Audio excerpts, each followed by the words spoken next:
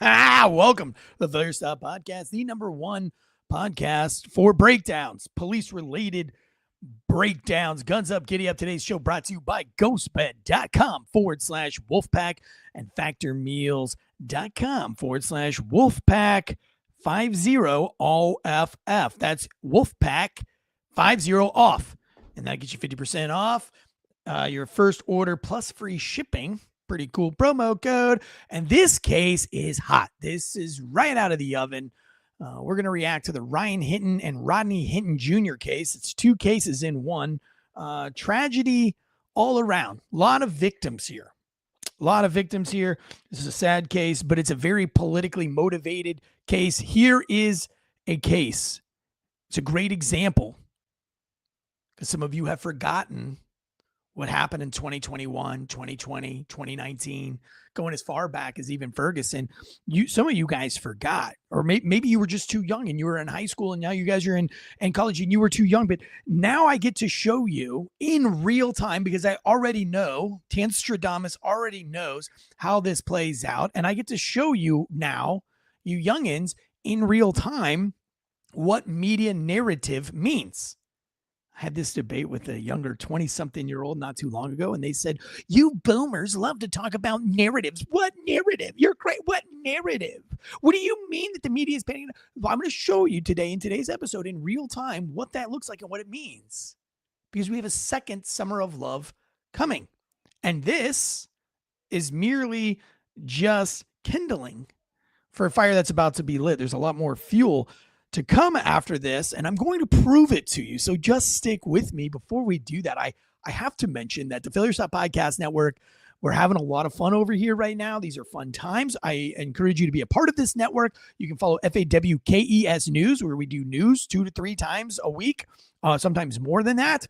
We have the Failure to Stop Patreon. You can do Tansey time. It's less than a cup of coffee a month to support this whole shindig. We've got meetups going on. We've got true crime podcast. Again, we've started up with Santana True Crime. We've got people in the Failure to Stop Wolfpack releasing books, such as Santana True Crime's book, A Murder on Campus, which solved a cold case. But we are coming off of the heels this week on our new podcast to the network called Santana True Crime, where he is linked up with Abby Ellsworth on Being a Police Officer podcast.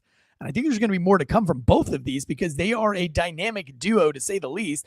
You've got a real life cop and investigator coupled with a real life podcaster, journalist, and writer, Abby Ellsworth on Being a Police Officer. And the two of them combined creates this very professional atmosphere. And they just covered a case about Tavion. He was live in my studio here with Santana, and Abby Ellsworth was a part of this podcast here. And Tavion, his brother, was shot and killed by police. And then he became a police officer. And so they had him in studio here to talk about that. And what a phenomenal podcast, moved me to tears.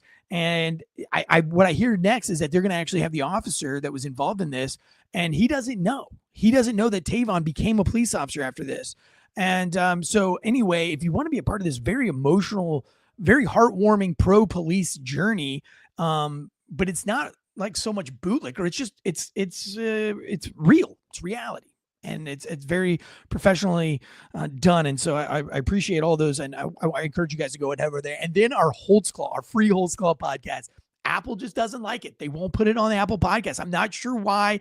I don't want to just call out Apple yet because maybe there's a glitch. I'm going to give them the benefit of the doubt, but I feel like it's strange that they have not approved the free Holtzclaw podcast. Spotify has. And even this morning, I woke up to 2 messages again this morning. Now, the way the free Holtzclaw podcast goes is every week we're giving you in order the entire investigation. Not all that exciting. Not a lot of entertainment value there.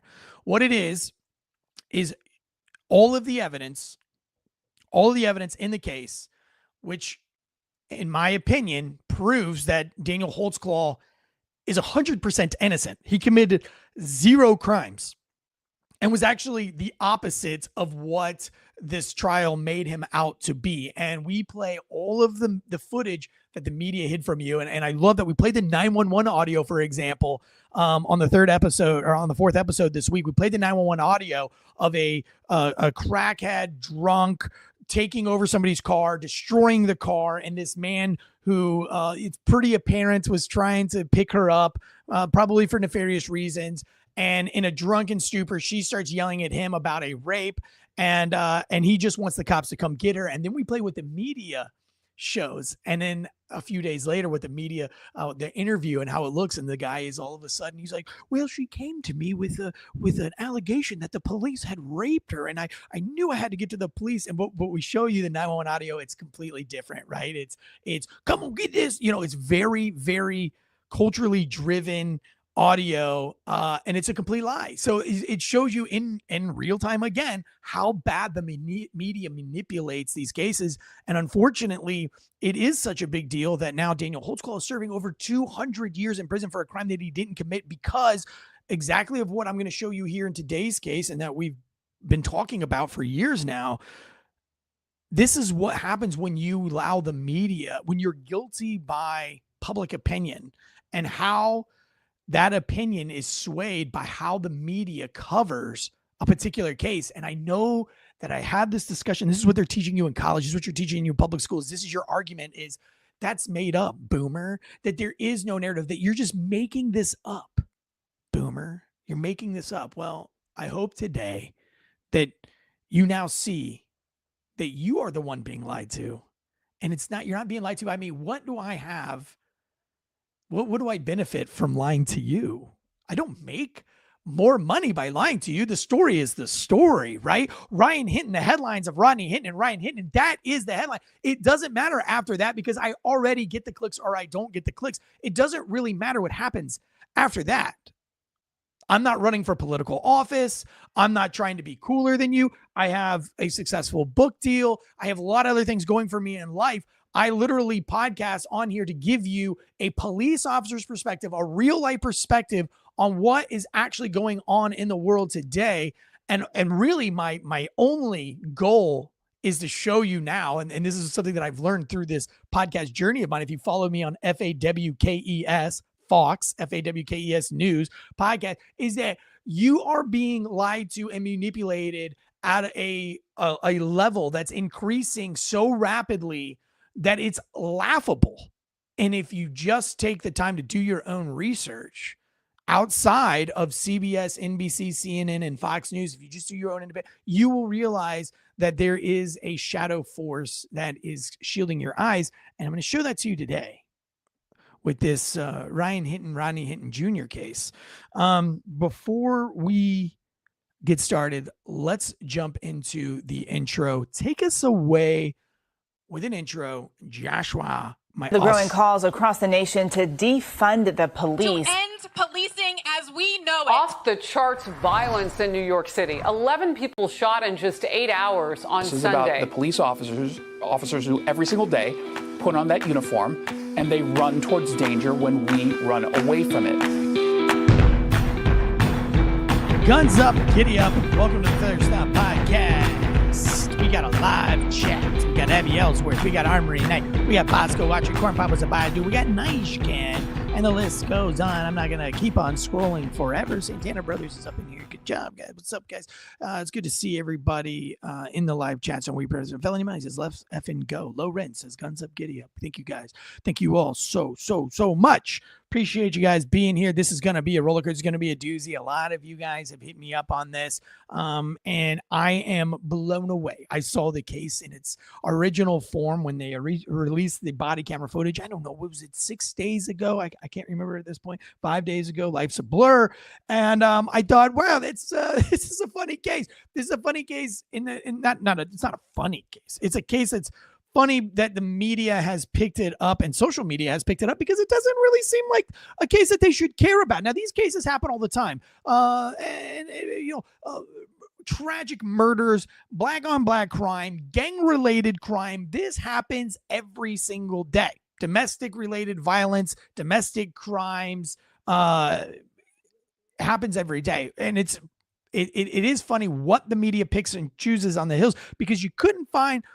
It's obvious in this case that you're trying to rile up a second summer of love. What do I mean by that? Well, I'm going to show you excerpts from what the media is specifically asking. These are the questions that the media wants to ask this police chief, and all of the questions that they ask it as if that the answer is going to create and incite violence. When what is so important about this particular Hill that you want to die? Like, why is this the one that you pick? You could not find another case that proves your point, because everything about this case,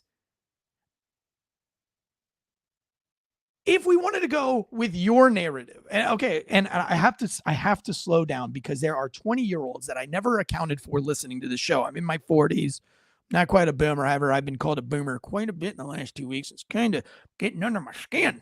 I'm not a boomer. Am I? Josh, producer, am I a boomer? Can we fact? Is 40? Is in your 40s? Is that boomer age? I thought that like 60s was like boomer age. I'm going to Google that now. now. What's boomer age? Am I boomer age? I mean, I'll own it. If I'm boomer age, I'm boomer age. No, we're not boomers. Boomers between 1946 and 1964. Not even close. I'm an 80s baby. Come on.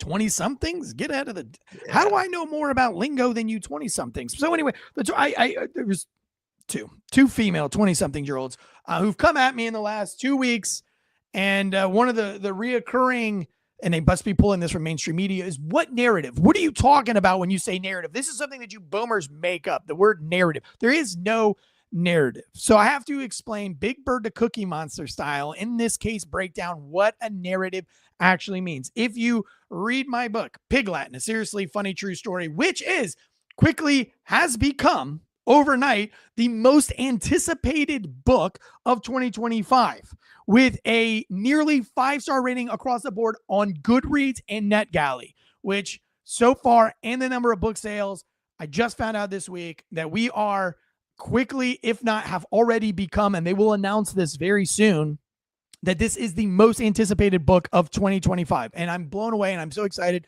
And the meetings I got to have this week are phenomenal. But in this book, I explain in detail one of the police-related shootings, and it's somebody that I personally know. Now, I knew the suspect personally, and I knew the officer personally on a personal level. As in, I have ran into the suspect who was shot and killed multiple times. I'd had conversations with this gentleman. And then I also personally know the cop. I happen to be the godfather of this person's children. And so I got to see in real life the narrative being portrayed, and I know the truth inside because I know both characters. Now, the character who was shot and killed was a very bad man. I don't use the word evil lightly. I save it for people like Casey Anthony. I save it for people like Denny Perkins. Real evil be O.J. Simpson, like the real evils of this world that I know to be evil. Like, I don't like to just speculate on evil and throw that out here on a podcast. I might joke about like the Clintons being evil, but I don't really believe in my heart like with like 100% those people are evil, right? But I do believe that the man who was shot and killed by that in my city that I wrote about in my book, I believe was an evil person. And I write in my book how many felonies he had been charged with: domestic violence, pulling a firearm on people, pistol whipping people. He was involved in several different drive-by shootings and homicides. I mean, this kid woke up every day and chose to be a bad person. On the other hand, my friend who shot and killed him woke up every day to be a great person. I have cried with this gentleman. I have watched this gentleman go out of his way for charity. I've watched him raise his children. I've watched him love his wife. I've watched him go to church and have his children baptized and volunteer at baseball coaching and wrestling coaching. And I've seen just how good of a person he is. I know that he has a soft spot in his heart. And the reason why he became a cop was because there was a higher calling. He was a college athlete. He is a strongman competitor. He is a champion CrossFit competitor. The guy is an NC State college graduate. He has a lot of options in his life. He's also a world's level Brazilian Jiu-Jitsu practitioner. Competed at the World Championships in Las Vegas. He has a lot going for him outside of law enforcement, but he chose law enforcement, which doesn't pay all that much money. There's a lot of other doors that he could have went through and had a lot of other opportunities. This isn't a kid who was ever bullied. He was a wrestler, high school wrestler, and then went on to wrestle in college. He was a rugby player, played rugby in college. This guy is, there's no bullying, and there's no, if he was a toxic male, he would have played football or something like that. But this guy is kind of, he listens to heavy metal, hardcore music, right? I know him personally. But the narrative after he killed this gentleman, the news painted him out to be, they only mentioned that he'd had IA complaints, which every police officer known to man that works in the inner city has IA complaints. But they didn't say that all of his complaints were unfounded. They didn't mention anything that he did. And they just made him to be like some kind of muscle-bound freak.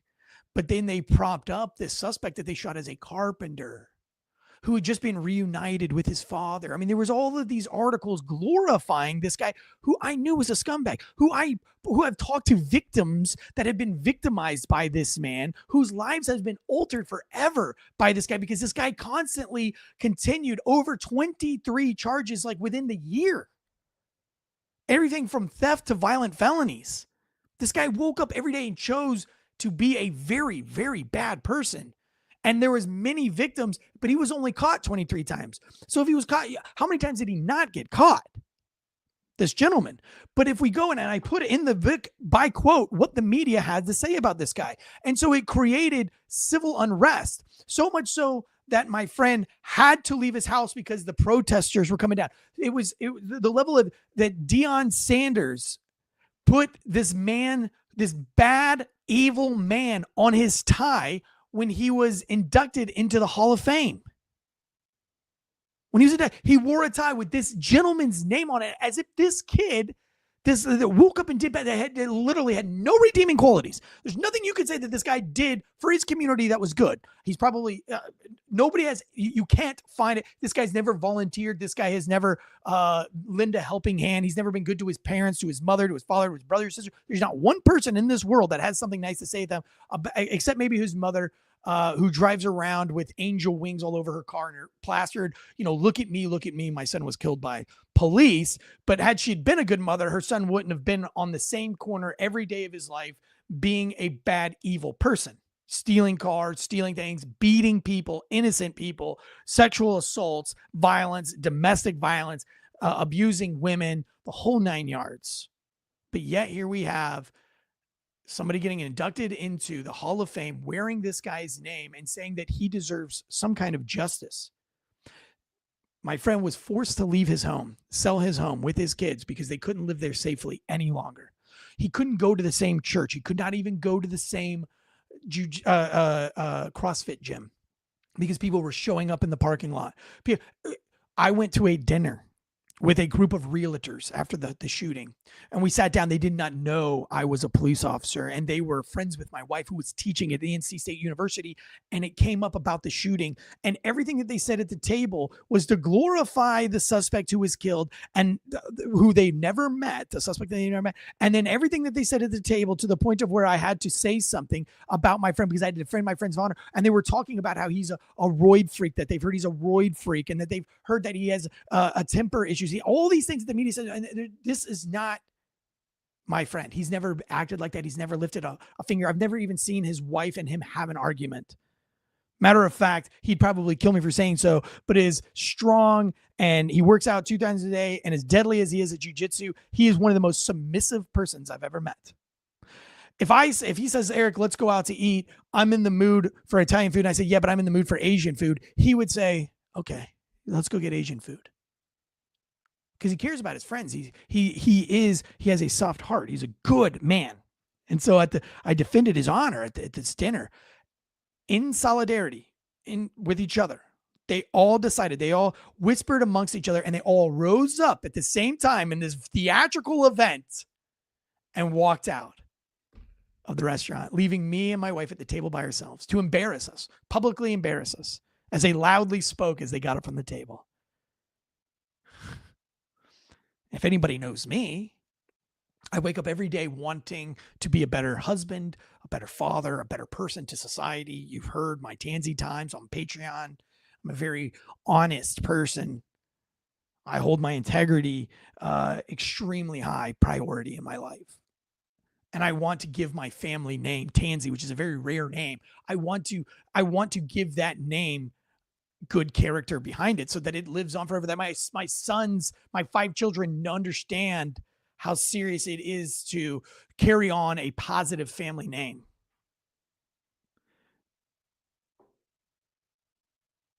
And yet at this dinner table of realtors, they get up and walk out on me on behalf of a man who has done nothing for society, who has not loved his wife, who has not raised any children, who has not gone out of his heart to buy Christmas presents or birthday presents or to make other people's lives better or to try to help victims to the best of your ability, staying over late and work, coming in early, going above and beyond to get people's stolen belongings back. He's never done any of these things, but you're going to walk out on his behalf. Strange world that we live in. So that's what I mean by a narrative. And when the news paints and lifts somebody like this man up that I'm referring to, and it convinces other people who just fly by night watch the news, it creates an animosity that shouldn't exist. And it leads to riots and protests and things like the Kyle Rittenhouse case, unfortunately, things like Daniel Penny's case, things like that to occur. The media has a responsibility. There is absolutely a narrative. And as we go through this breakdown here in just a moment, you are going to see the narrative laid out before you in real time. And you're going to be like, you're right, Eric. Or your ego and your pride is too much that you're like, nope, I'm still not going to believe you. Even though I am giving you proof. If I say, here is a pepperoni pizza, and you go, I don't believe that you have a pepperoni pizza, Eric. I don't think you have a pepperoni pizza behind your back or in that box. I don't believe it. And then I open said box and there is a luscious 4-cheese pizza, New York style, with big slabs of pepperoni pasted all over it. If you choose not to believe it and you pick up the pepperoni and you put it in your mouth and you taste it and you still don't believe me, it's because at that point you just don't want to believe me. But it doesn't make it any less true that this is a pepperoni pizza. That's the kind of evidence I'm going to give to you guys today. Oh, let's get started, huh? Today's show brought to you by ghostbed.com. Sleep so good, it's scary. We thought we were losing GhostBed. We thought we were losing it. I'm still not convinced that we still have them, but they updated the website and they gave me a 10% off promo code with Wolfpack. The 40 to 50% is gone. We now have the 10% promo code across the board. I truly believe that mental health and mental wellness starts with a good night's sleep. So if you come to me and you're all suicidal and you're all, and all those things, first thing I'm going to ask you, and you guys know, over 4 years of doing this, it's at least 4 people a year reach out to me in their darkest moments. And so probably there's been like no less than like 16 people since I've been podcasting that has reached out to me in their darkest hours. And you'll know if you're one of those 16, the first thing that I am going to ask you is, when is the last time you had a good night's sleep? And the answer is almost always way too long ago, right? It's always like, I don't sleep, or I haven't slept in days, or whatever. Mental wellness and mental health, it starts with sleep. Sometimes you have to shut down the computer and restart it. There's a reason for that. Your brain works the same way. You got to shut it down. It is so much easier to, and I don't say this lightly because it has to do with your mental health, and I don't take that lightly. I've been with GhostBed for, 5 years now, 6 years now. I don't even know how long I've been podcasting. Since I left a major network and came on my own, I've always had GhostBed as a sponsor. I live by my GhostBed. I swear by my GhostBed.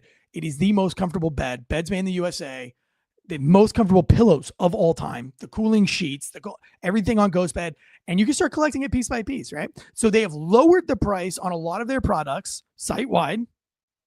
And they also are offering this 10% off. So head over to GhostBed right now and get a hold of those deals and start your mental wellness journey today with a good night's sleep. Also, mental wellness starts with your diet. You have to eat right to feel right. Factor meals right now. Listen, you don't have time.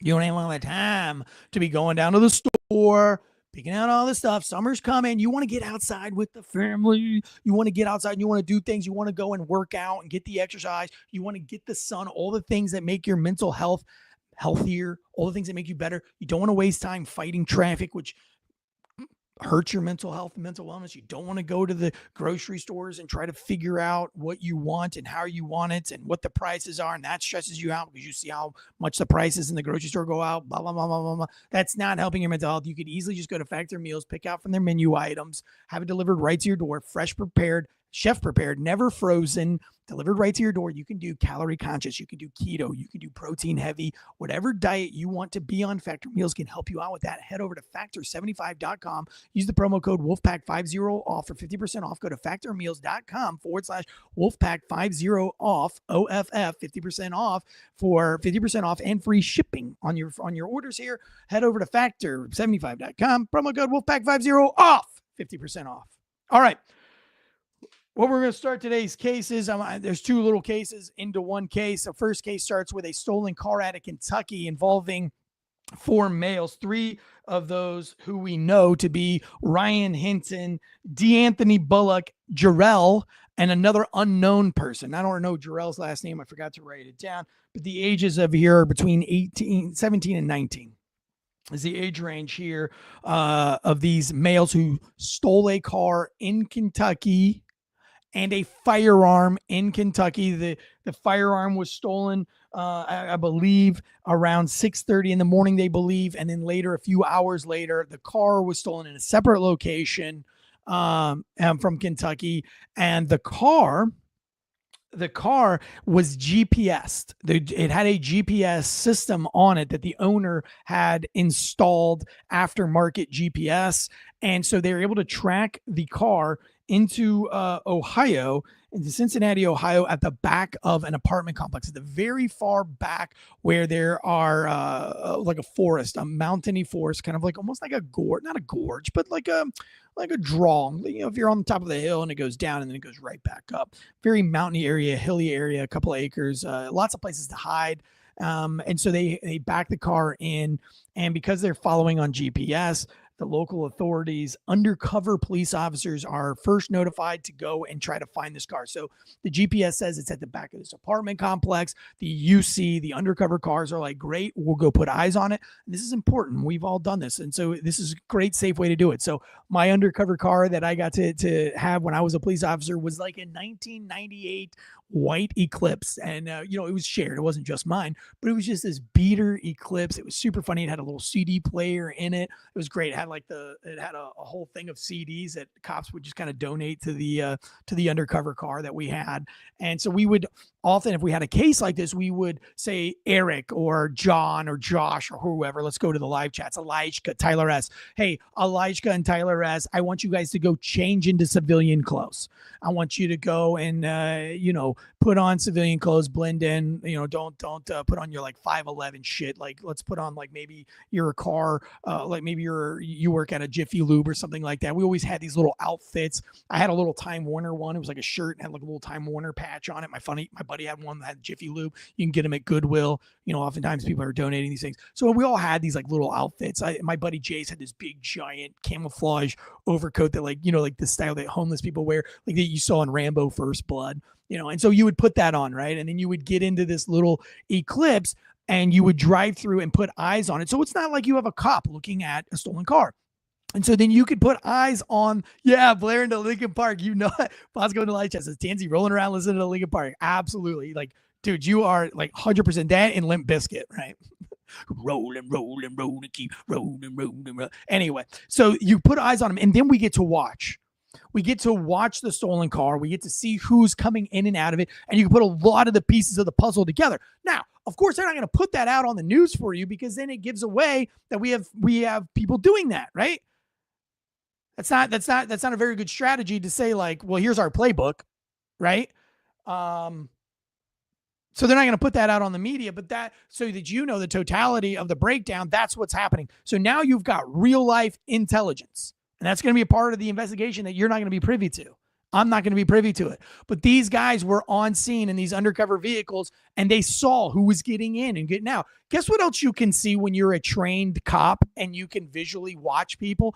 Guess what trained cops or anybody that conceal carries, guess what we can see in the live chats? Let's get involved here. In the live chats, tell me, what do you think a trained cop or somebody who is a concealed carry gunsman, what do you think that we can tell by just observing people coming and going? What do you think we can notice? Dildos, Nitchkin says. No. Buttholes. No. Anybody seriously want to answer? What do you think we can see? Guns. Thank you, Armory Night, guys. At least we have one mature adult in here. We must have a bunch of 20-something-year-olds in the live chat today. Yes, guns. We can tell you have guns. How do we know you have guns? Because people always like to tap the gun that they have on their hip. Even the concealed carry people will always either walk and one arm will swing less than the other one. Sometimes they'll lean. Sometimes they'll rest their elbow. Sometimes, unless they have the, like a little, I use a gun holster from Sheepdog Holsters, and they come with this little tiny like Lego piece. Mine looks like brass knuckles. It's like a brass knuckle Lego piece. They put that on there and it presses up against your belt and it pushes the butt of the gun closer into you so it doesn't profile like the ass end of the gun. It doesn't profile out of your t-shirt, right? But a lot of people don't have that. They don't have like Sheepdog Holsters. By the way, Sheepdog Holsters, he's an active duty police officer, and he knows that that's one of the indicators that we look for. Is this protruding little handgun holster that's poking out of your shirt? And so if you take this little Lego piece that's like kind of like soldered in, welded into your holster, and it presses up against the belt, it will push the gun back into you, and it won't profile the butt of your gun.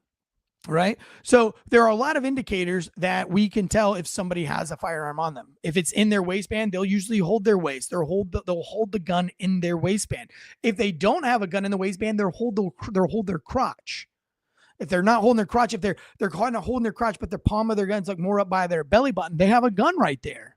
Right. And then you can start focusing on just that area, and you can finally eventually you'll see the profile of the gun. Yada, yada, yada. So we have these undercover officers watching this stolen car and everybody that's around it.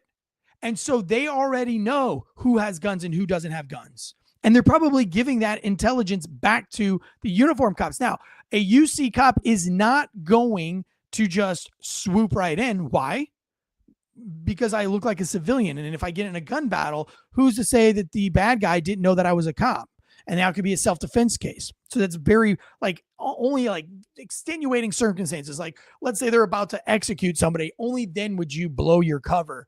No, you typically 99.9% of the time, you'll use a patrol officer to facilitate the takedown. So that's what they do. The UC officers, they call in 2 uniformed police vehicles, the blue and whites with all the colors and the lights and all the accoutrements. And so these cops, they roll in to the cul-de-sac. There's really nowhere to go. So this is a great safe place. We don't have to worry about a car chase. We don't have to worry about public, right? They're not going to be running through like town square or something like that. So we've got K9 already on. So when they run down in the woods, we can get them with the dog. Everything's kind of lined up. I guarantee you that these guns were already seen, and they probably already knew that these guys have guns. So if you're a cop and you're going after a stolen car that you know has ties to a stolen gun in the same neighborhood, in the same vicinity that's being put out by that reporting police department, you know that there are guns involved. You have UC guys that most likely have seen those guns, even if they didn't. Firearms are still part of the game, right? And we have 4 black males. I can't stress that enough, that we have 4 males, not teenagers, not kids, not grown-ass men. We have 4 males. Do you know how hard it is? Do you know the difference between an 18-year-old kid and a 24-year-old man? If you don't know what you're looking at, not much of a difference. Not much of a difference. I just did I did a BJJ competition this weekend. I couldn't tell you if those guys were 18 or 26. I could tell you they weren't 40. I was like the only 40-year-old out there. I think there's one more 40-year-old out there. And you could tell we were 40, but everybody else was definitely in their 20s. But who's to know? I was doing Muay Thai with a guy who was kicking the living shit out of me. And he asked me, how old are you? Do you mind me asking? The young kid said, and I said, I'm 41. I said, how old are you? He says, I'm 19. I was like, oh, God, he's taller than me. He's stronger than me. So it's not that we said like, and that's how I love the media portrays this as these 18-year-old kids, that he was a kid. He hasn't even developed his brain yet. How does a cop know that this is a kid? You can't look at an 18-year-old. I mean, there are college football players that are 18, 19 going into college, right? I mean, I went to a high school wrestling match and I was like, that motherfucker, that kid's in high school? He's got tattoos and a beard. You know what I mean? So it's males. Our suspects are males. Nobody's putting an age to that. You don't know. They're old enough to steal a car and steal a gun, though. And that's pretty significant. And so the cops are going to move in. 4 people of the car are going to bail out.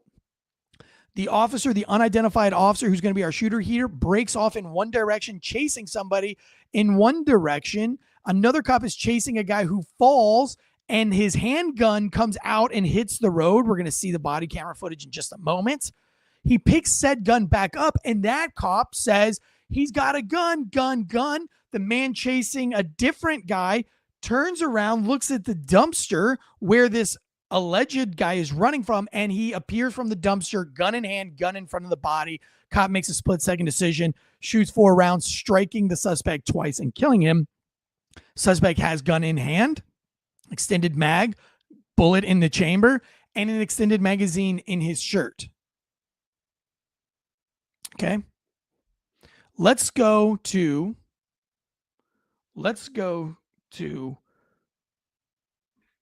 the police chief of Cincinnati, because I think this is a phenomenal job.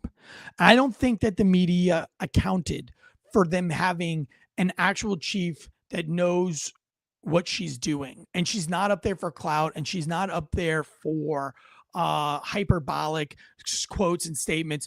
That this is a real deal police chief. I actually have a lot of respect solely based on this interview for this police chief. I don't know her, and I haven't talked to any of the officers. I know that Keith from our Failure to Stop podcast here is currently at the funeral for the other deceased officer that we're going to talk about, Sheriff Deputy Larry Hinton. I mean, Henderson. I apologize there. Larry Henderson's funeral. And so I think she did an amazing job. And here's where we're going to see the narrative that the media is trying to paint. And that's the narrative I'm going to prove to you. So let me go ahead and play this in its totality, because that's what the Failure to Stop breakdown is all about. The totality, giving you all the information, not just the information I want you to have. I want to give you all the information so that you can make your own educated assessments on what happened. And then after that, we can have a debate, a real debate on whether we need some kind of police reform, or do we need a culture reform? Do we need more education to our youths? What's the problem here? Because in 2020 and 2021, it was a police problem because we believed one narrative given out by the mainstream media. And I mean, I'm using the word narrative because I now know that that's real, and I have proof of that. So I don't have to say it shamelessly or shamefully. I can say it shamelessly. That the media made you believe that the cops were the problem. And now we're seeing that it's proof, that there's evidence, that it is evident, and it is clear we don't have a police problem. We have a culture problem. We have a society and culture problem. We have a parenting problem. We have a parental illness problem in this country. Let me play the clips for you. Here we go. So to give you an idea, this is 2500 Warsaw. I'm going to step out in front for a minute. Warsaw Avenue is down here. This is the long driveway. It goes up a hill. Where the incident occurred is at the dead end of the parking lot back here. You'll see vehicles there now. You'll see a photo of the stolen car that we're going to talk about was backed into a parking spot back there.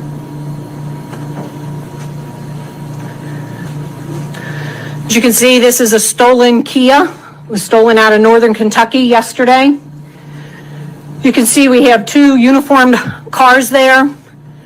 Prior to those uniformed cars arriving, we had 2 undercover cars that pulled into that dead end, saw the vehicle. They backed out. They saw that there were individuals inside the vehicle, so they backed out and let the uniformed cars make the approach, which is the tactically sound decision to do. The cars are positioned the way the officers are trained. We are trained to use our vehicles as cover from any threat. That's what those officers did with the cars at that time. This is body worn camera from officer number 2. Go ahead, Bobby. He's got a gun! He's got a gun! On your right! On your right! He's got a gun!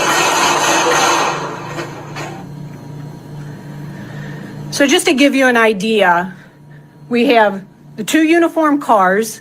We have 2 officers. There's 4 individuals in the stolen vehicle. All 4 individuals get out and start running, some in different directions. So officers decide which individual they're going to pursue. One officer decides to pursue the individual who we now know had a firearm in his hand. The other officer pursued another occupant that fled from the vehicle. And that'll be significant here in a moment when you see. So this is a still image. Again, I'm going to step out front. The car is parked over this way, okay? They are chasing the individual. So officer number 1 is chasing this guy right here, okay? This is the guy we ultimately end up shooting.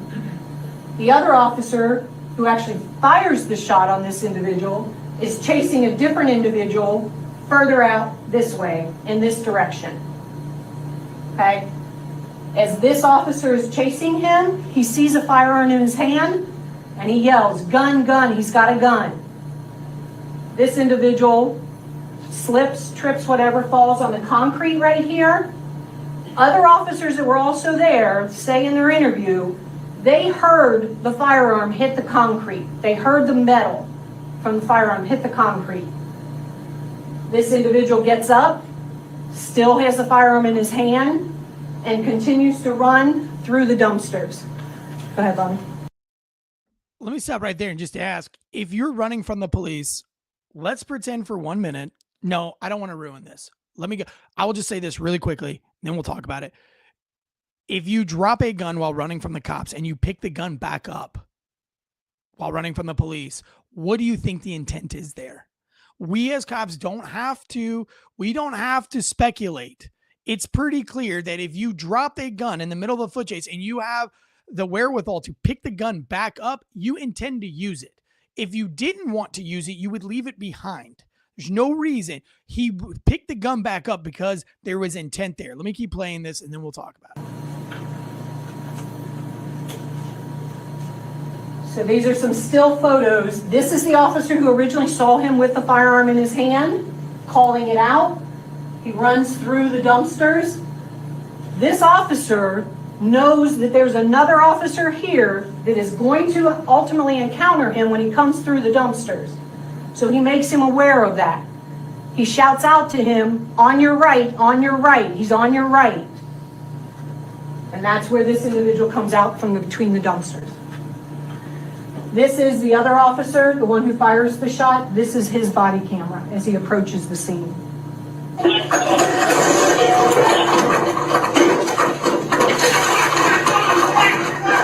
Get good! Get the fuck down!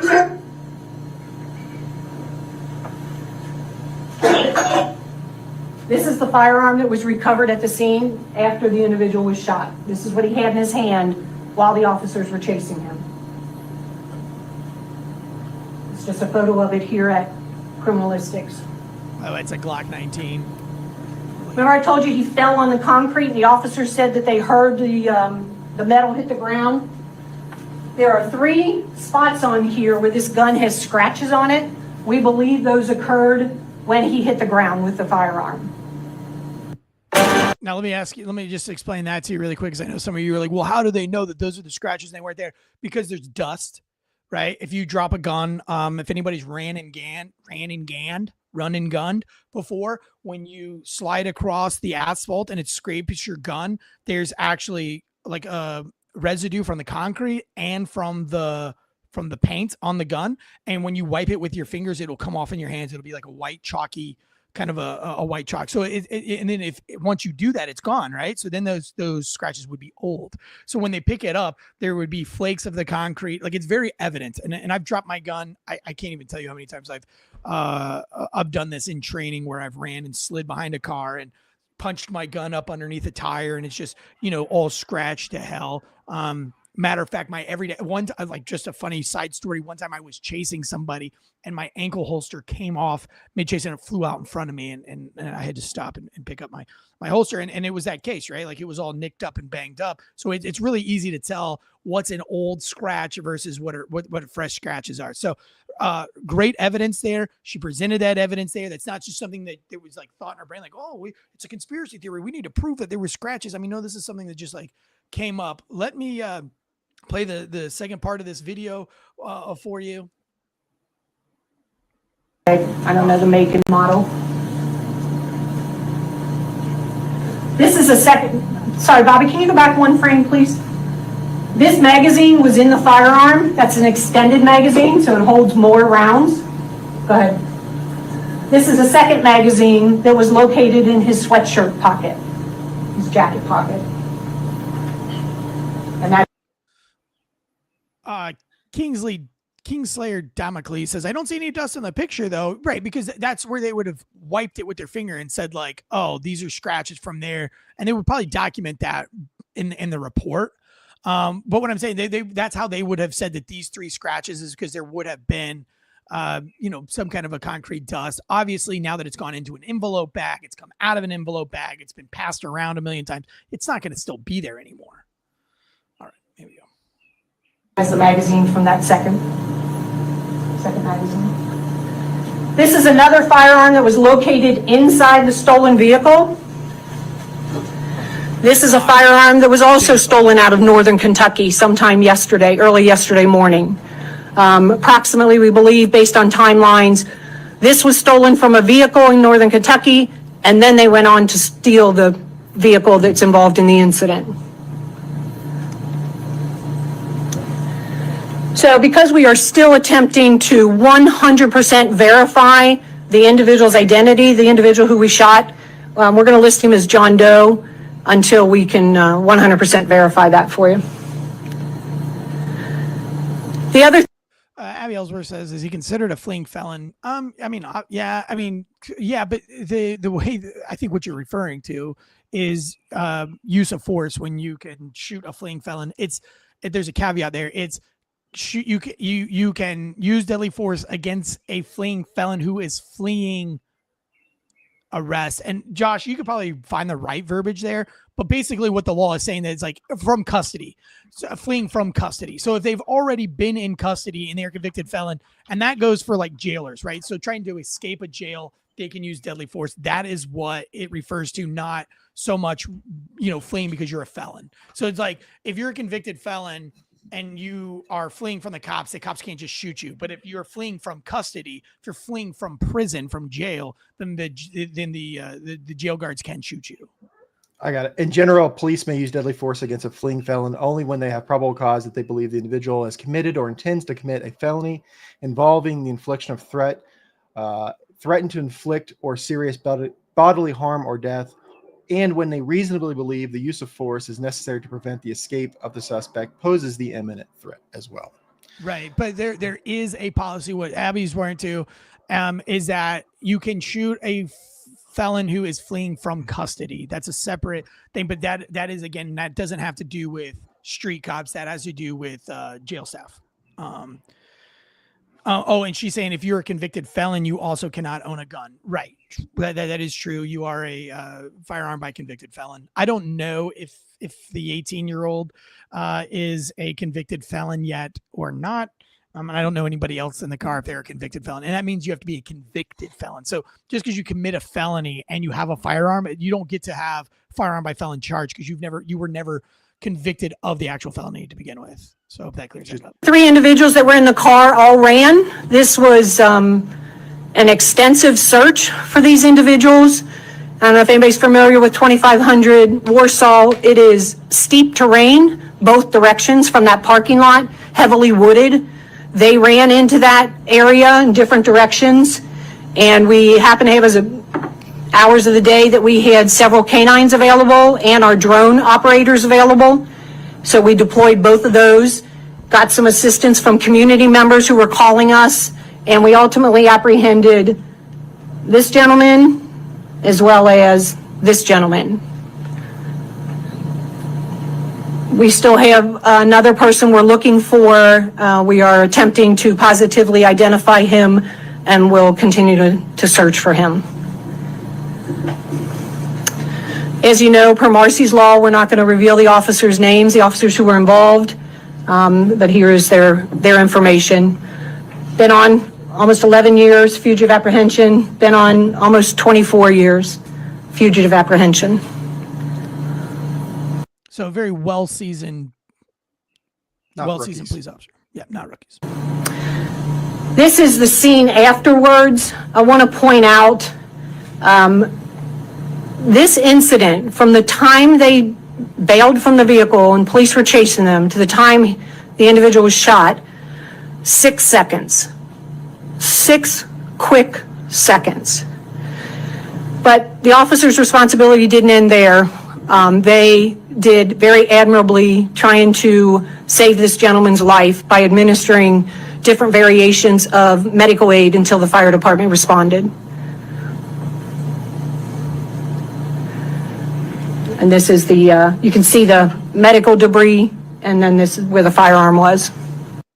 All right, so there we have like a pretty good view of what's going on. I want to go play one more clip for you from this, and here is the narrative that I went. So this cop is being, the chief here is being extremely transparent. She's painting out the picture. I mean, it's pretty common sense. You're running with a gun from the police. They've given you multiple opportunities to give up. They have all the intelligence. They've used all the assets. They've done everything that the police should do to get a victim their car back and to get a gun off the street. Why do you think 4 males, fighting-aged males, have firearms with extended mags on them, rolling around in stolen vehicles? Why do you think they're going with handguns specifically? Do you think they're going hunting? Do you think they stole a Kia and they stole a Glock because they want to go hunting? Do you think they're carrying extended magazines because they want to go to the gun range and just pop off a few rounds? No, it's pretty clear that these guys go around, steal things, and roll around, and they are going to, and they intend to use that firearm to protect themselves from what? From somebody who's trying to protect their property? Are you trying to steal my car? Are you carrying a gun to protect yourself so that if I try to kill you stealing my car, you can shoot me? I mean, that's pretty common sense that these guys are rolling around with a dirty gun because they intend to use it. What is the number one killer of black males aged 18 to 25? Other black males. Other black males. Other black male is the leading killer. So if you want to protect black lives, if Black Lives Matter, getting this gun off of the street is imperative. It's very, very important. And it's pretty clear. It's pretty obvious in this case to most people. But here's how now the media could just leave it at that. Pretty clear. It's common sense, but they don't. They want to retard the case because they want to ask the questions, and they're not going to give you the answers to the questions, even though the chief's giving you the answers, and they're going to blast it all over the headlines, which we're going to show you here very soon, even though they know the answer to these questions, because they want to create chaos and question into what actually happened. So let me play this for you. Let me remove this one here. Here are the questions that this chief now has to answer from the media. The fact is that there have been 6 officer-involved shootings, 4 fatal in the last 6 weeks. Not with your department, obviously. Do you have any thoughts on that? I think that the media coverage of this and therefore the public perception of it is, wow, there have been a lot of officer-involved shootings lately. Yeah. So he just said exactly what I'm telling you. That's my pepperoni on the pizza. He's telling you the media and everybody else's perception is now that there is an uptick in police violence. There are 6 shootings. There are 6 shootings, 4 of them fatal, not from your department, but it's pretty obvious to the media and the public. It's because you guys are reporting on it. Gun shooting cases aren't up or down in the United States. They're pretty flat line level since 2021. There was a massive spike. What was it? 2018, 2019, I think was the big spike. 22, then the COVID, it kind of went down because everybody was inside, and then it jumped back up. But like all of a sudden, you're painting the picture as if like there's a new epidemic of police shooting. as soon as Trump gets into office, coming up into to the first summer of his second term in office, a second summer of love, is the picture is being painted, and here it lies before you. Because let me play it back. Listen to his words. Shootings, 4 fatal in the last 6 weeks. Not with your department, obviously. Do you have any thoughts on that? I think that the media coverage of this, and therefore the public perception of it, is wow. The media coverage, therefore the public perception. Did you hear it, Josh? The media coverage of it, therefore the public perception is the media put this out, and therefore the public perception. Perception it's is not only they've had narrative. 4 fatal shootings. Did they come out and say that those fatal shootings were unjustified? Because if they were all unjustified, then yes, we have a serious problem with police just shooting people in Cincinnati. Or if we have all these police shootings in Cincinnati and they're all justified, we have a very bad crime problem in Cincinnati. Is it a They're crime not problem? talking about Cincinnati though, Josh. These 6 shootings aren't in Cincinnati. Where are they at? Where are they at, Josh? This In the media greater personality, area? the guy from the media asking the question, he says, not from your department, which is the Cincinnati police. Then where? Are we talking 6 nationwide, statewide in Ohio? Why are you asking the question and you're presenting it in a way? But I love how he sells himself out. He's like, the media coverage of this, therefore the public perception is, and then the word, but nobody wants to talk about it, right? So here's your narrative. Now watch, it gets worse. There have been a lot of officer-involved shootings lately. There's been a lot of officer-involved shootings lately. Not more than usual, friend. You didn't cover it last year. Didn't cover it the year before, but you're covering it now. You're covering it now. Why?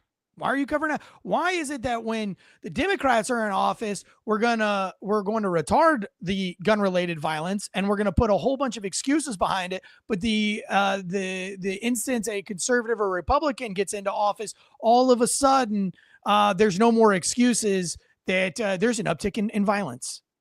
Isn't that strange, Josh? Awfully weird. It's going to get a lot stranger. Let's continue.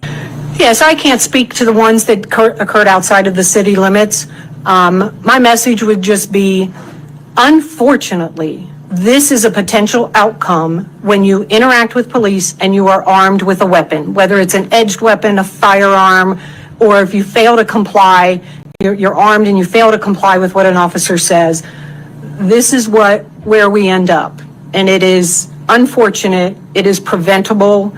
And no officer wants to go through this. I don't want families to go through this. But at the end of the day, we have to provide the safest city that we can provide. Last question. The officers knew before rounding that dumpster that he was armed because the other officer had yelled out, and also he had fallen in front of the dumpster. They'd heard the weapon.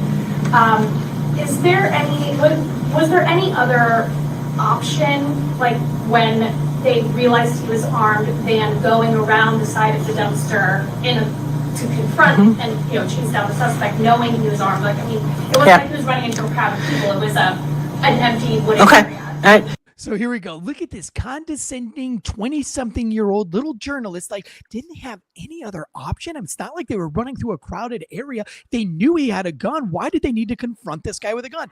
Why aren't you asking, why do these 14s think it's okay and necessary to steal a gun, steal a car, run from the police with the gun, fall down, pick the gun up, continue to run after a cop has already told you more than 4 times to put the gun down or that he has a gun? If the narrative is that police officers kill innocent black children for no fucking reason, wouldn't that be even more reason not to run from cops with a gun and give them an almost definite reason to kill you? If you really believe that cops are just out there to kill innocent black men, why would you be running from the police with a gun? Not only that, this whole incident took 6 seconds. 6 seconds. It took her longer to ask that question from the comfort of her chair behind at this news conference. What else would you get? Yeah. What else would you do? Do you have better options? Do you have any better options? What other options do you have when someone is running from you, not following your instructions? They've already committed a felony to steal the first gun. They've committed a felony to steal the vehicle. They still committed a felony to steal the second gun. Now they're all running from the cop. What part of this is the cops are the problem? No, they Where have did the cops they break the have law? to make the cops a problem. That is the narrative that's being painted right now. It's telling the American public that you should have done better, police. Or they're not asking any questions. They're not asking what was the criminal history between these four males. Have they committed acts like this before? Do they have did you know? Here's a great question. If you're a real journalist, that's not one-sided narrative painting journalist, you would have asked, one of these jurors would have asked, did the officers have any information as to the history, the criminal history of these suspects? Doesn't that paint a huge picture? If we recognize one of these, like maybe it was, what was the young guy's name on here? DeAnthony Bullocks. Let's just say for funsies, one of the officers recognized DeAnthony Bullocks, and he's part of a drive-by shooting investigation. How many guys do we come in contact that we know, that we follow, that when we see their tags, we follow at distance because we know that they are suspects in a drive-by shooting case? It happens all the time. Those are the hardest ones to solve, right? So that would have been a great question. Do any of these cops have knowledge of this criminal history? Because if we do, right, makes you want to kill them a little bit more, right? It ups the ante. Like if you have a dog that's bitten somebody before, then you're going to be a little bit more careful on approaching that dog. So if these officers knew that this guy shot somebody before, they're going to be more likely to shoot very quickly. That is an important question if you're being fair. But they don't ask those questions. They only ask questions that pertain to the innocents. And then we're going to show you some real crazy evidence here in just 1 second. It's going to get a lot crazier. Hold on. Let me just finish this. Stay with me. If you recall what I said, though, that officer who fired was actually chasing a different suspect when he encountered the individual armed with a firearm. And again, total 6 seconds. So for them to process and determine a different course of action, I think is unreasonable. Chief, that's 6 seconds from apprehension to the shots being fired off. I'm sorry? That's 6 seconds from the apprehension to the shots being fired off. No, 6 seconds from the time they pulled up. Again, what a stupid question. They're giving you one more question, and that's the question you want to ask 6 seconds from having. Bitch, you watch the fucking video. You know what that 6 seconds is. Why are you asking stupid questions? You get one more opportunity, and that's your question? And if you're a news person and you want to ask questions about this, go to your local police department, see if they have shoot, don't shoot scenarios, and put yourself through them, and then ask that same question. Every time that I have seen someone go through a situation where they're like, oh, I want to question the cops. All right, we'll put you in the same scenario and see what you did. And they all just mag dump people. So you have all of this training and experience, and you're going to question what they're doing. Let's not question the criminal, like you're saying, let's not question the criminal history. You want to talk about preventable, have these people been arrested before? Have they been released on their own recognizance? Should they still be in custody? Sure. Yeah. Although you'll never know, but let's keep going. And the people jumped out of the car to the time that he was shot. This is it. You said there was a magazine in the weapon. The picture showed a round above the weapon. Was there a round in the chamber as well? Yeah, that is normally how our criminalistics will process it. If there's one in the chamber, they will take it out, and then they will also display rounds that were in a magazine. So there was a round in the chamber then? I would have to ask the investigators for confirmation of that, but I believe so. So there you go. That was the last question that she's going to ask. Now let me go to this article. This is from WCPO, number 9, ABC, Cincinnati News. Why haven't Cincinnati police released the name of the officer who shot and killed Ryan Hinton? Now, the next part of this case is that Rodney Hinton is going to, which is the father of Ryan Hinton, the one who was killed by Cincinnati police, justifiably killed by police. Rodney Hinton, and it's very easy to say that he's justified because we can see the tape. We can see all of the evidence that's a justified shooting through and through. There's no question here on whether this is a justified shooting or not. It's pretty fucking obvious that it's a justified shooting. This cop is absolutely going to be cleared of this shooting. I can say that. It's an easy say for me. He's going to be cleared from this 100%. Good shoot, whatever.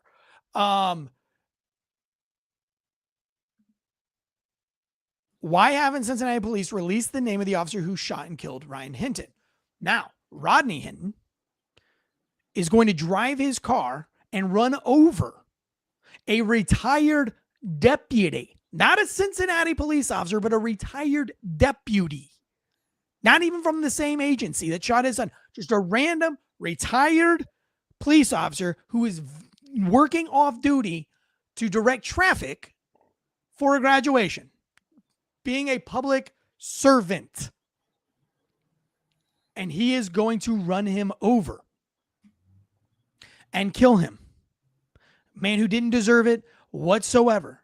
He's going to kill him. And what does the media say? So this article here says, why haven't Cincinnati police released the name of the officer who shot and killed Ryan Hinton? What do they say about Rodney Hinton? How do they title that? Let's talk. You want to talk about narratives? Here's your narrative. Here's the pepperoni on the pizza. Give me an example, Josh. Read it straight from the horse's mouth. So here is a yet unnamed Cincinnati police officer fatally shot 18-year-old Ryan Hinton the morning of May 1st. Yes. The following day, Ryan's father allegedly crashed a car into former Hamilton County Sheriff's Deputy Larry Henderson, killing him. Allegedly, right? Allegedly. So why is it that Rodney Hinton gets to be allegedly, but the police officer in every article is the police officer shot and killed him? But Rodney Hinton gets to be allegedly? Huh. Words matter, guys. Words matter. And the framing is they fatally shot and killed. Well, that's you're framing it as that's guilt, that you shouldn't have shot and killed somebody. Someone should be still alive. And you're right. An 18-year-old probably should have had a better father figure. Maybe not being in a stolen car, going around stealing guns, and you won't get shot by the police. Cincinnati, nearly 1 week after the death of 18-year-old. By the way, you can look this up at WCPO.com. WCPO, which is Cincinnati, PO.com. This is the news here. Local news. Cincinnati, nearly 1 week after the death of 18-year-old Ryan Hinton, police have yet to release the name of the officer who shot him. We know that because we know what is it, Marsy's Law? Which, by the way, the Marsy's Law is a constitutional amendment in 2017. According to Ohio Constitution, it guarantees victims of crimes certain rights. And a police officer that's in a justifiable shooting is considered to be a victim in this case. And it's to stop people from having to move their houses. And this happened in 2017 because officers after Ferguson and everybody thought it was okay to start going to police officers' houses that were involved in shootings and Molotov cocktailing them. It happened in Durham, North Carolina. They are doing drive-by shootings on police houses. Again, this whole eye for an eye type thing is happening. So they've created this thing called Marsy's Law in several different states. It's called something different in each state, but it's basically to prevent what happened to my good friend, to where now when an officer is involved in shooting, they don't release you that information. Unless he is not the victim. If the officer becomes the suspect and his guys charges out against them, then they'll release that name.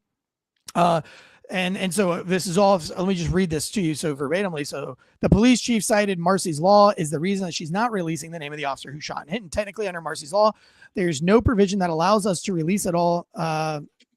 Lincoln where in an interview Monday. So we'll see where this goes in the court system. Now, during oral arguments in February, Ohio Deputy Solicitor General Jana Bosch argued that police officers are covered as victims under Marsy's Law.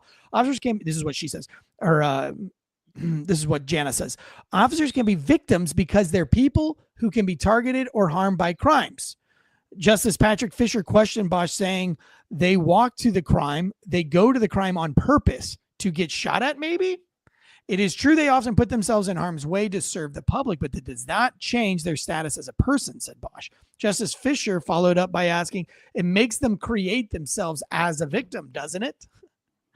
They don't become the principal. They don't become the state. It's not possible to shed personhood when acting on behalf of the state, said Bosch. This harm follows this officer as a person. When he takes off his badge, he doesn't take off the bullet wounds and go home. He is a person who is exercising the authority of the state.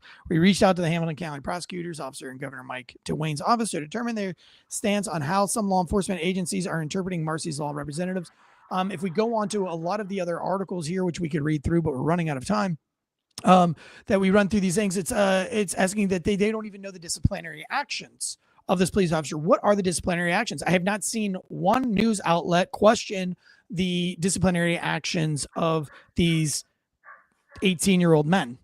Did they graduate high school? Did they drop out? Are they suspects in other cases? Again, we care more about making police look bad than we do the victim of the stolen vehicle or the stolen firearm. And of course, nobody cares about who that firearm was going to be used against, because these young thugs did not steal a gun and a car to go to Eagle One and target practice. They stole those to go do gang shit. And you guys love gangs. And you celebrate gangs. And we love the gangs. And we don't care about gang violence because you really don't care about Black lives. If you did, whenever a gang member would show their flag, you would treat it like a Nazi symbol. You would say that is a direct threat.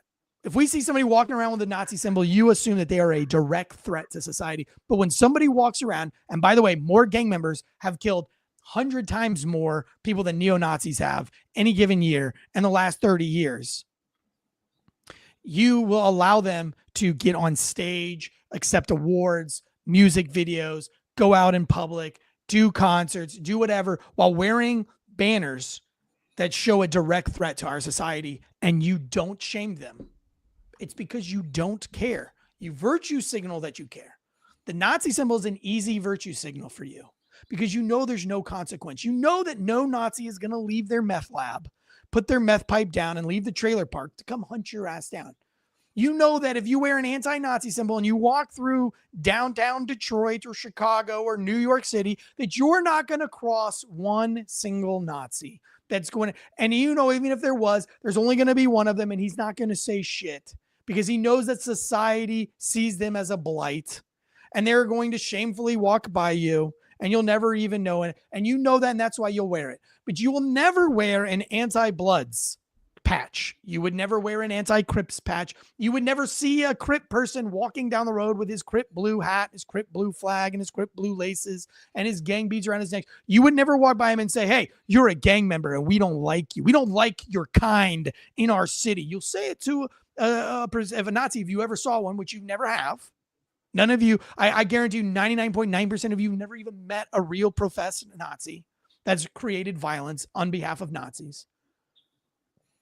But you've all come across people with their blue flags and their red flags, their brown flags and their white flags hanging out of their pockets and their laces. But you've never called one of them out because you're not about that life. You're a virtue signaler, and that's it.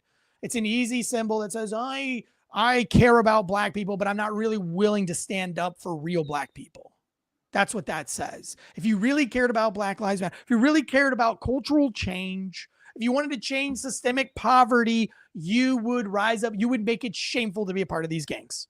You would have public announcements on TV about don't join the gang. We know that you're going to want to join a gang, and we know how enticing it is, and we know that it looks like the easy way out. But trust us, it's not.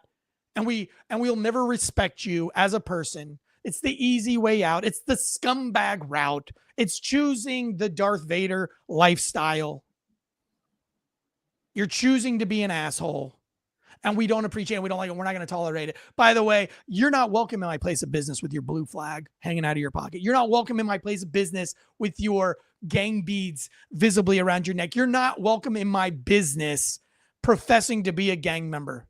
If you got a Hell's Angels cut on, get the fuck out. I'm not hiring you to do security. Get the fuck out. If you're a Mongol and you got your little patch on, get the fuck out. If you're a gang, we don't like gangs. We're not going to be bullied by you. Homeowners Association, rule-wanting, governed slaves in our place of business. We're free thinkers over here. We're a free society. We're a civil society over here. And we don't want you slaves to whatever motorcycle gang or whatever hood gang that you belong to. We don't want you around. You're a bully. You're a Taliban. You're a terrorist. You're a piece of shit. Get the fuck out. You won't say that. You won't say that. Instead, we accept everybody. We're open to everybody. Unless you have a rebel flag, unless you have a Nazi symbol. Other than that, you can be Crypt, you can be Hell's Angel, you can be Mongol, you could be what are those other dirtbags that Sovereign Citizens, MS-13. MS-13. I just don't understand how you support this family at all. Literally. Yeah. Because you're a moron, because you're an idiot, because you're not a free thinker, because you only believe what the media tells you. That's the only way that you can, like, really deep down in your heart, you don't even know if you support him or not. And if you did know the whole truth deep down in your heart, you'd be like, oh, this is not good. But you want to make a statement. You want to virtue signal. You want to pretend that you're a bleeding heart. That's the only reason, Josh. Nobody really is that stupid. They're not that stupid. It's more about the virtue signal. That's it. Well, it's about the attention. This dad is in jail, and his commissary, every day you can max donations. People have been max donating to this guy's commissary. Good. He's going to get his ass whooped in prison anyway. That shit will get stolen from him. But this is like what I wanted. This is a big societal problem. That when we look at a police shooting, yes, we should question every one of them. Because when something happens, like you have 4 teens in a stolen vehicle with 2 stolen guns, they flee and they point the gun at one of the police officers. This is the consequences of their actions. It's not the police that are the wrong. It is the 4 teens in the stolen car with the stolen weapons. Those are wrong.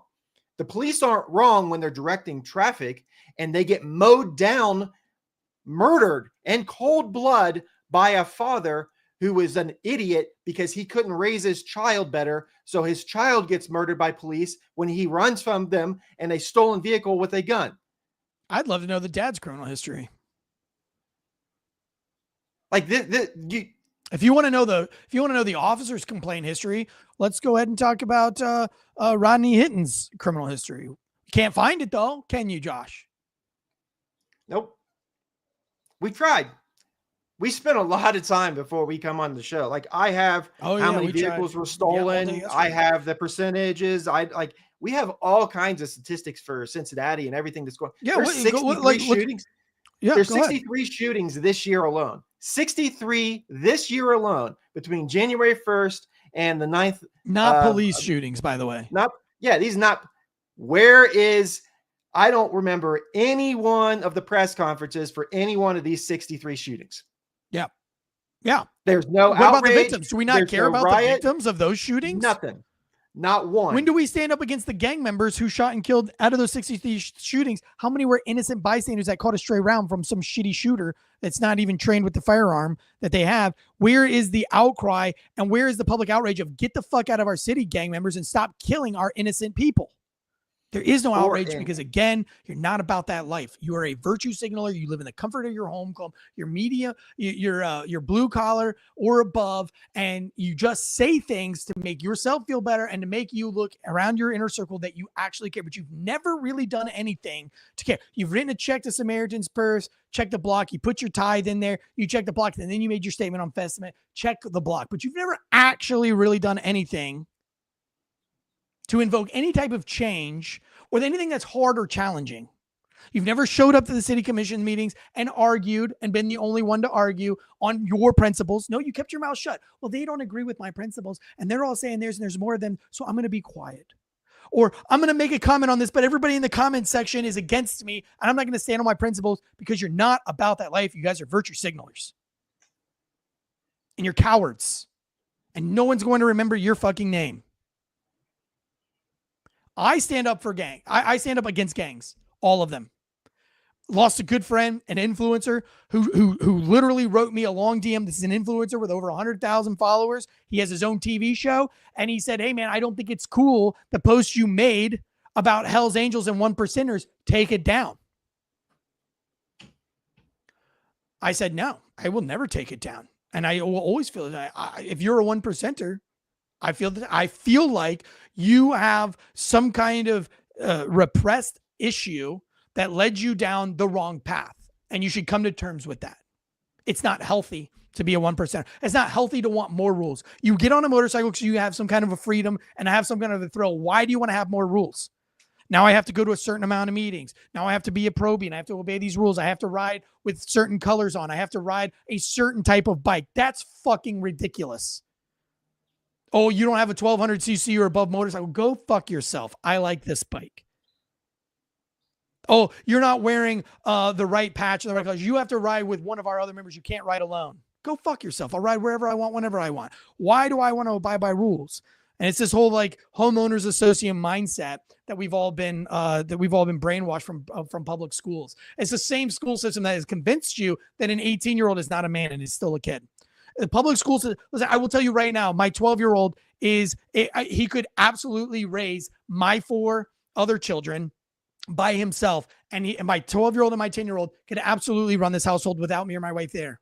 And they would do a fantastic job. And we wouldn't have shitty kids stealing cars. Guarantee you. Why? Because you're a present father in their lives? Right. Because I don't put limitations on my kids. I don't limit them like the public school limits them. I don't teach them that they have to ask when to go to the bathroom. Like my kids know when they can say things and when they can't say things because I've taught them. My kids use the stove and turn it on and off, and they cook all the time. They make their own fires. My kids carry a knife and a fire starter on them at all times. Matter of fact, the other day, somebody tested, there was a detective that I went to have a lunch with, and my son with him, and he was like, hey, do you have your everyday carry? My son pulled out a wad of dryer lint, a Zippo lighter, and a knife. And he said, what the dryer lint for? And he's like, well, what's the point of having a Zippo lighter if I don't have anything to start the fire with? Right? I didn't tell him to carry a dryer lint in his pocket. And he's only 12. So, it's the same society, this thing that you have to live in a homeowners association, that you have to live in governed rules in your own house, and that they can come and take your house if you're not following fucking homeowners association rules. Like, just because you want more rules in your life doesn't mean I have to live that way, by the way. When are you going to stand up to all these gangs? When are you going to actually be a free thinker and stand up to this narrative that's absolutely being preached to you? When are you going to stop asking stupid questions at a press conference that try to make the cops look like the bad guy here? Like I said at the beginning of the show, the cops who wake up, who do the right thing day in and day, those are the ones you're not going to believe. I think it's very funny that a lot of the talk is that there are questions, and there's several articles, and we have them pulled up here, but for the time. For the sake of time, you can go and look them up yourself. But they talk that there is rumor that the cops made up the dropping of the gun, or they don't believe it, or some people say that the cops said this. So what you're saying is that you can't really trust what the cops have said. So we're going to trust the guys who stole a car. We're going to trust the guys who stole a gun. We're going to trust the guys who ran from the cops. Those are the guys you're going to trust their word before you over the police's word. Very interesting. Kingslayer Damocles, $5 super chat says, police are a gang. It's just government authorized. And actions that would normally be criminal are excused and condoned. 100% disagree with you. Is the Army a gang? Is the Marine Corps a gang? No, they're civil servants. Their actions are within the confines of what society has deemed civil rules. Now there has to be. You can't not have some sort of police system. Now there are cases that we have covered where the police. Just because you've never been an actual victim doesn't mean that we don't need police, and that there are people who are real victims. And I guarantee you that if you are a real victim, you would want justice, and you are not prepared to seek that justice. You don't have the means. You don't have the drone capability. You don't have the undercover cop capability. You don't have the databases. You don't have the ability to go out and get true justice if you're a real victim. And the police do. Like this is the question I have, because there are cases that we've covered some where the police are the quote unquote bad guys. They've done wrong. They misjudged, or sometimes they have just actually done wrong. They did things wrong by intent. We've covered them. But I'm going to ask how many of those that we've covered, and then I'll say on the other side, how many of the other side of the cases have we covered? How many of the other side of the cases have we covered where the suspect had a weapon, the suspect had tasers, and the suspect ended up getting shot by the police? How many cases have we covered? How many times did the police be the bad guy? Do we call it epidemic?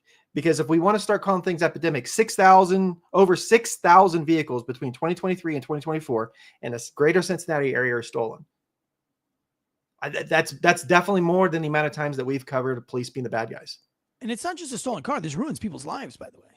I'll never forget one of the hardest I've ever worked on a stolen vehicle, and it was very, very personal to me. And I actually, full transparency, prayed, let this motherfucker run from me so that I can chase him down and I can freaking get some swings in on him. Because a woman at 6:30 in the morning had her car stolen, and it was about 27 degrees outside, and she left her car running to get it heated up so she could get in a nice warm car to drive to her job. Single mom. She got up at 5:30 that morning, made lunch for her children, prepared all of her children, helped them pack, laid out their clothes that she washed, that she cleaned in a nice house, clean house. I think she had 2 daughters. She laid out all of their stuff for her daughters. She was getting ready to go to work. She had to be at work at like 7 a.m. The girls were going to get on the bus themselves at 6:45. She was doing all the right things. She comes outside and her car's stolen. It's gone. She can't get her daughters leave for school. Bus comes, gets to school. I showed up. I showed up after 6:30, so it's like the kids were already gone. And she's crying because now she's late for work. She told work that her car is stolen. She doesn't know how she's going to get her car back. Is she going to lose her job? How many days of work? She's not going to get paid for that days of work. And sometimes every day missed is a bill not paid for people in low income housing. Single mom raising 2 daughters, trying to do everything the best that she can. She's doing everything right, man. She's cooking the breakfast. She's doing all the things right. And somebody came and took that from her, and now her life is turned upside down. Now she's got to worry about paying the next bill. She's going to miss 2 or 3 days of work. Maybe she gets her car back. Maybe she doesn't. Is the insurance going to pay for the car because she left it running and she left the door unlocked? Her life is turned upside down because of these fucking assholes. And you don't think that though she wants a little bit of justice? You think she is going to be able to go out and seek justice with no car, with no man in her life? With no formal training, with no assets, no anything? It makes no sense, Kingslayer Damocles. It's because you don't know shit. You don't fucking know. You think you know. You think you would like to know. You have some feelings and some emotions out of you, but you don't fucking know anything. You've never even spoken with a victim. You don't have a fucking bleeding heart. You don't have any kind of emotions. You don't have any kind of empathy. You don't fucking have anything. You have a fucking keyboard and a couple of podcasts that you like to go and fucking run your mouth. And that's all you have. And I'm usually not that mean to people, but go fuck yourself, homeboy. Because you don't know anything. You come in these chats like you fucking have an idea of what's going on. You don't know fucking shit. And if you did know shit, you wouldn't be on here talking shit. You'd be out trying to make the world an actual better fucking place. You'd be part of the problem, a part of the solution and not the problem. That's it for you guys today. Love y'all. Check out our Patreon account. Got some new upcoming information from you. Go check out Pig Latin, a seriously funny true story. We've got Murder on Campus, the cop, the professor, and North Carolina's most notorious cold case, written by Brian and Cameron Santana. Go and check it out. Don't forget, if you really want a great book, another insight, I Am Pitts, the memoir of American Patriot, another one of my favorite books. Check out the On Being a Police Officer podcast by Abby Ellsworth. We love her so much. And make sure you check out FAWKS News, keeping you up to date with all the media's bullshit and shenanigans on a daily basis. From myself and my producer, Deadleg from Deadleg Media. Guns up. Giddy up. Take us out of here.